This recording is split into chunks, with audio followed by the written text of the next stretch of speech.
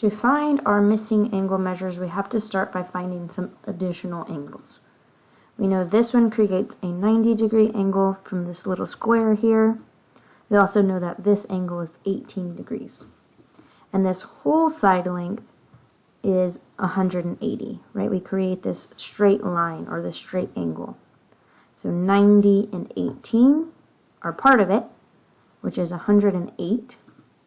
And then over here, whatever's left from 180 and 108. So 180 minus the 108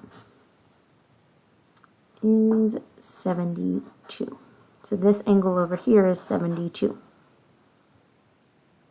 Now we know that this is a straight angle, so that also adds to 180.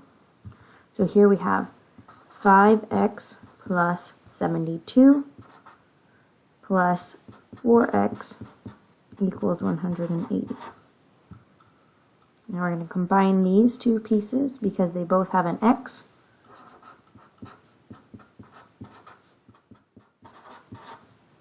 Then we also have to subtract. Over here we have 108 and 9x.